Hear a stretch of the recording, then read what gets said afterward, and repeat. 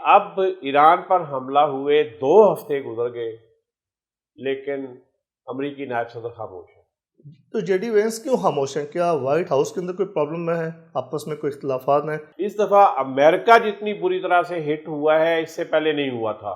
تو کیا وہ سیاسی طور پر اپنے آپ کو اس سارے معاملے سے الگ تھلگ رکھنا چاہتے ہیں یا ان کا اس معاملے میں کوئی ان سے اختلاف ہے؟ امریکی پارلیمنٹ جو ہے جس کو امریکن کانگریس کہتے ہیں اس نے منظوری نہیں دی۔ سننا چاہتے ہیں، دیکھنا چاہتے ہیں کہ ان کے نائب صدر کی کیا پالیسی ہے یا کیا ان کی سوچ ہے۔ جب امریکہ نے براہ راست حملہ کیا ایران کی ایٹمی تنصیبات کے اوپر۔ بسم اللہ الرحمن الرحیم۔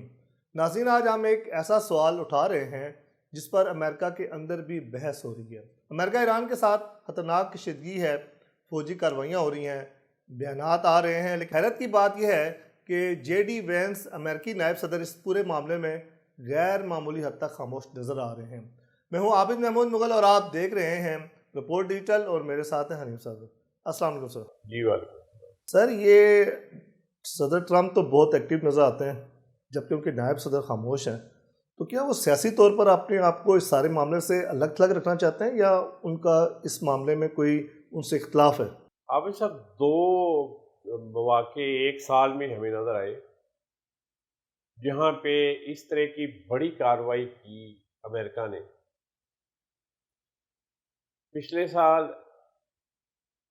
ایران اسرائیل جنگ کے آخری مرحلے میں جب امریکہ نے براہ راست حملہ کیا ایران کی ایٹمی تنصیبات کے اوپر، جی، اور پھر دعویٰ کیا کہ ہم نے تباہ کر دیا۔ جی، اس حملے کے فوری بعد جن لوگوں نے سب سے پہلے اس کا تائیدی رد عمل دیا ان میں نائب صدر وینس شامل تھے۔ کیونکہ امریکہ کی جو سیاست ہے اس میں نائب صدر کافی اہمیت رکھتے ہیں۔ وہاں پہ نائب صدر اس طرح نہیں ہے کہ جی بس وہ جب صدر نہیں ہوگا تو اس وقت قائم کام کرے گا، جیسے ہمارے یہاں پہ قائم کام صدر بنتا ہے، چیئرمین سینٹ، لیکن وہاں پہ یہ ایک مستقل عہدہ ہے اور اس کے پاس اچھے خاصے کام ہوتے ہیں، باقاعدہ کاموں کی تقسیم ہے اور یہ ایکٹیو رہتے ہیں نائب صدر ہر وقت۔ اور جو عوام بھی ہے، امریکن عوام بھی، وہ بھی سننا چاہتے ہیں، دیکھنا چاہتے ہیں کہ ان کے نائب صدر کی کیا پالیسی ہے یا کیا ان کی سوچ ہے۔ ظاہر ہے وہ نمبر 2 ہے نا اپنی ہیرارکی میں، جو ملکی انتظامیہ ہے، ملکی حکمران ہیں، اس میں دوسرے نمبر کا اہم ترین عہدہ ہے وہ، تو لوگ ڈیفینیٹلی یہ جاننا چاہتے ہیں۔ تو یہ کیوں چپ ہے؟ میں ابھی بتا رہا تھا، ایک تو میں نے بتایا نا کہ ایران پہ جب انہوں نے ان کی ایٹمی تنصیبات پہ حملہ کیا امریکہ نے، اس کے بعد جب وینزویلا کے صدر کو اٹھایا انہوں نے، تو اس وقت بھی سب سے پہلے جے ڈی وینس نے اس کی تائید کی اور اس کو ایک بڑی کامیابی قرار دیا۔ لیکن یہ حیرت کی بات ہے کہ اب ایران پر حملہ ہوئے 2 ہفتے گزر گئے لیکن امریکی نائب صدر خاموش ہے۔ تو جے ڈی وینس کیوں خاموش ہیں؟ کیا وائٹ ہاؤس کے اندر کوئی پرابلم ہے، آپس میں کوئی اختلافات ہیں، کوئی پالیسی کا ایشو ہے؟ کیا وجہ ہو سکتی ہے؟ وہ کھل کے آ ہی نہیں رہے سامنے کہ وہ اس پر اس کے حمایت میں جائیں یا اس کی مخالفت میں جائیں۔ وہاں پہ ایک عجیب سی کھچڑی پکی ہوئی ہے۔ بہت سی امریکی انتظامیہ کے لوگ بھی، امریکی جو عوام ہیں وہ تو اس جنگ کے خلاف ہیں ہی، اگر یہ وہاں پہ ریفرینڈم کرا لیں تو ٹرمپ نہیں جیت سکتا یا جنگ کا بیانیہ نہیں جیت سکتا۔ وہاں پہ لوگوں کی اکثریت یہ کہہ رہی ہے کہ جنگ بند کریں۔ سر، وہاں پہ تو جو سروے ہوئے حالیہ، وہ تو 60% تک عوام ہیں جو اس کی مخالفت میں ہیں، اور 40% کے اندر بھی مطلب 23% ایسے لوگ ہیں جو اس کی حمایت میں ہیں، اور کچھ تو غیر جانبدار ہیں، تو اکثریت تو جنگ کے خلاف نظر آ رہی ہے۔ تو مجھے تو ایسا محسوس ہوتا ہے کہ امریکی نائب صدر جو ہیں یہ بھی اس خاموش اکثریت کے ایک بڑی تعداد کے ساتھ ہیں جو اپنی رائے کا اظہار نہیں کر رہے لیکن جنگ کو درست بھی نہیں سمجھ رہے۔ تو کیا وہ کسی وقت کا انتظار کر رہے ہیں یا جب پولیٹیکلی کوئی اس کو نقصان ہو سکتا ہے؟ میرا نہیں خیال کہ وہ آگے چل کے جب رد عمل دیں یا اپنے خیالات کا اظہار کریں تو وہ امریکی یا ٹرمپ کی پالیسی کے خلاف کریں۔ خلاف وہ نہیں جائیں گے، لیکن خاموشی انہوں نے اختیار کی ہوئی ہے۔ لیکن دونوں پارٹیوں میں بھی، ریپبلکن میں بھی اور ڈیموکریٹس دونوں میں بڑی تعداد ایسی ہے کہ جو جنگ کی مخالفت نظر آ رہی ہے، کیونکہ وہ سمجھتے ہیں کہ اس جنگ کا تو ہمارا کوئی لینا دینا نہیں ہے، بلکہ وہاں پہ جو زیادہ آواز آ رہی ہے وہ یہ کہہ رہے ہیں کہ یہ اسرائیل کی جنگ ہے جس میں ہمیں گھسیٹا گیا۔ جی بالکل، یہ اسرائیل کی جنگ ہے جس میں امریکہ کود پڑا ہے، کہ یا اس نے اسرائیل نے گھسیٹ لیا ہے امریکہ کو اس جنگ میں۔ لیکن یہ بات بہرحال اپنی جگہ پہ موجود ہے کہ امریکہ کے اندر بھی اور اہم پوزیشنوں پہ لوگ بھی، جن میں ان کے کانگریس کے ممبران بھی شامل ہیں، وہ کھلے عام اس بات کا اظہار کر چکے ہیں، اور ان کے کانگریس کے جو ممبران ہیں وہ یہ کہہ چکے ہیں کہ اس جنگ کے لیے ٹرمپ کو کانگریس سے منظوری لینا ضروری ہے۔ وہ تو کہتے ہیں کہ غیر قانونی طور پر صدر نے وہ کام کیا کہتے ہے۔ ہیں کہ جی غیر قانونی طور پہ یہ جنگ لڑ رہے ہیں، اس کی امریکی پارلیمنٹ جو ہے، جس کو امریکن کانگریس کہتے ہیں، اس نے منظوری نہیں دی۔ لیکن امریکی صدر جو ہیں وہ 1973 کے ایک قانون کا سہارا لے رہے ہیں، جس کے تحت صدر کو مخصوص حالات میں کانگریس سے منظوری لیے بغیر بھی 60 دن تک کسی دوسرے ملک کے خلاف جنگ لڑنے کی اجازت ہے۔ لیکن یہاں پہ تو ٹرمپ اپنے ہی بیانات میں پھنس جاتے ہیں، جب وہ 6 ماہ پہلے کی گئی کارروائی اور اس کے نتائج کے اوپر وہ کہتے تھے کہ ہم نے ایٹمی ہتھیار ختم کر دیے ہیں ایران کے، اور اب وہ کس بنیاد کے اوپر آگے بڑھیں گے؟ تو کیا سیاسی طور پر یہ ٹرمپ کے لیے خودکشی نہیں ہے، سیاسی خودکشی نہیں ہے؟ نہیں، بہت سی جو دعوے کیے جاتے ہیں اس طرح جنگوں میں، وہ اسی طرح خالی دعوے ہوتے ہیں، ان کی کوئی حقیقت نہیں ہوتی۔ آپ دیکھ لیں کہ پچھلے سال ٹرمپ نے کہا کہ جی ہم نے ایران کی ایٹمی صلاحیت ختم کر دی، ایران ختم ہو گیا، وہ اب بالکل سر ہی نہیں اٹھا سکتا۔ اپنی طرف سے وہ بالکل اس کو تباہ و برباد کر کے گئے تھے، اور یہی دعوے وہ کرتے رہے اور وہ یہی بڑھکیں مارتے رہے۔ لیکن عملی طور پہ کیا ہوا کہ دوبارہ حملہ کر دیا۔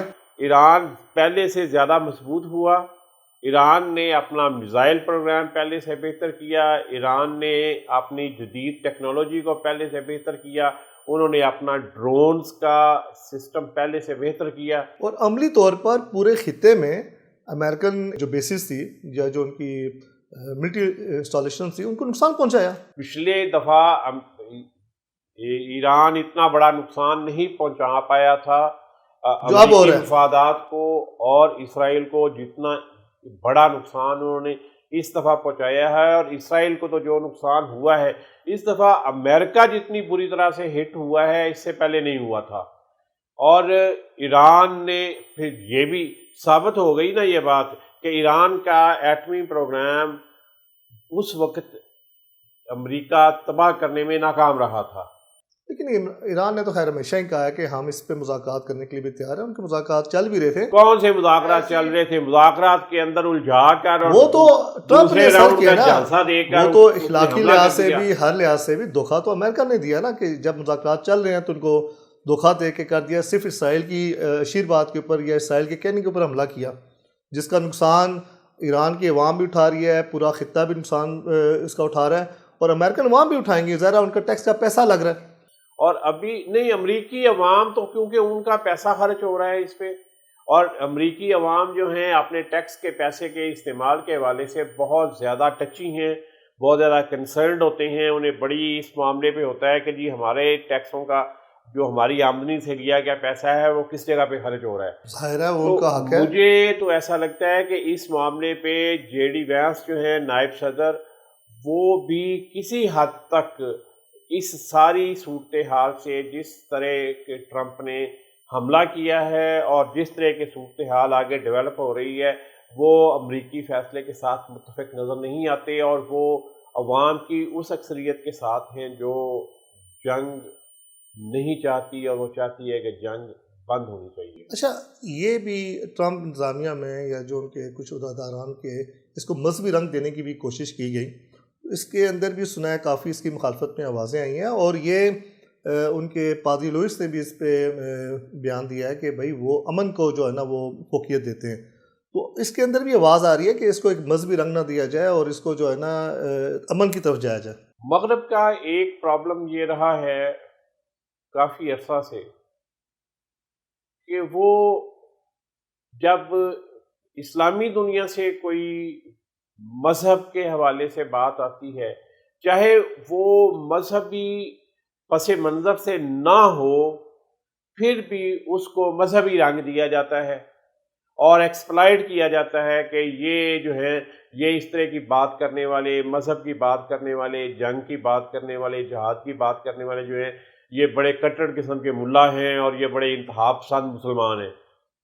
جبکہ ان کو خود دیکھیں تو وہ اپنی اس جنگ میں جو وہ ایران کے خلاف لڑ رہے ہیں اس میں مذہب کے حوالے دے رہے ہیں، وہ اس کو مذہبی جنگ بنا کے پیش کر رہے ہیں، وہ اس کو کروسیڈ کہہ رہے ہیں، ان کے بہت سے مذہبی پیشوا کہہ رہے ہیں، ان کا میڈیا بہت جگہوں پہ کہہ رہا ہے کہ یہ کروسیڈ ہے. اور جو دوسری طرف اسرائیل ہے، اسرائیل تو وہ تو مکمل طور پر اس کو مذہبی جنگ بنا رہا ہے، وہ اس کو مذہبی جنگ بنا رہے ہیں. اور وہ گریٹر اسرائیل کو، ان کے جو نیل سے لے کے دریائے فرات تک کا علاقہ ہے، اس سارے کو پرامسڈ لینڈ سمجھتے ہیں. وہ کہتے ہیں کہ جی یہ وہ سارا علاقہ ہے، یہ وہ خطہ ہے، یہ وہ زمین ہے جس کا اللہ تعالیٰ نے ہمارے ساتھ وعدہ کیا ہوا ہے کہ اس کی حکمرانی اس نے ہمیں دینی ہے اور اس کی حکمرانی کا حق ہمارے پاس ہے. تو یہ جو اس کو پرامسڈ لینڈ جو کہتے ہیں. نام نہاد مفکر، روشن خیال، دانشور جو تھکتے نہیں ہیں مغربی دنیا کی باتیں کرتے ہوئے حقوق کی، تو وہ اب ان کو نظر نہیں آ رہا کہ یہ جو پاکستان کے اوپر یا پاکستان کے مسلمانوں کے اوپر بنیاد پرست اور اس طرح کی باتیں کرتے ہیں، تو یہاں پہ تو کیوں خاموش ہیں وہ؟ نہیں، ان کو یہ نظر نہیں آتا. ہمارے یہاں پہ بھی پرابلم یہی ہے کہ آپ کے دانشور ہونے کے لیے، آپ کے ترقی پسند ہونے کے لیے، آپ کے انلائٹنڈ ہونے کے لیے یہ ضروری ہے کہ آپ مذہب کے خلاف بات کریں، مذہبی مسلمانوں کے خلاف بات کریں، مسلمانوں کے خلاف بات کریں. تب آپ جو ہیں وہ روشن خیال ہیں، تب آپ اس کو کہتے ترقی پسند ہیں، ادروائز آپ نہیں ہیں. یہ ہمارے یہاں پہ جو دانشور ہیں یہ ان کا بھی یہی مسئلہ ہے کہ وہ بس صرف اپنے بڑی تعداد میں وہ پڑھے لکھے لوگ ہیں جو اپنے آپ کو صرف ترقی پسند اور دانشور کہلوانے کے لیے اس طرح کی رائے رکھتے ہیں اور اس طرح کے خیالات کا اظہار کرتے رہتے ہیں. جی ناظرین، آپ نے دیکھا کہ مغربی معاشرے میں بھی تقسیم ہے، لیکن ہمارے جو دانشور ہیں وہ اس بات پہ تنقید نہیں کرتے کہ جو مغرب کے اندر مذہب کے نام کے اوپر اس کو جنگ کو رنگ دیا جا رہا ہے، ایک مذہبی رنگ دیا جا رہا ہے، اس کے اوپر کوئی تنقید نہیں ہوتی. دیکھتے رہیں رپورٹ ڈیٹیل. چینل کو لائک، سبسکرائب کریں اور کمنٹ سیکشن میں بتائیں کہ ویڈیو آپ کو کیسی لگی. پاکستان زندہ باد.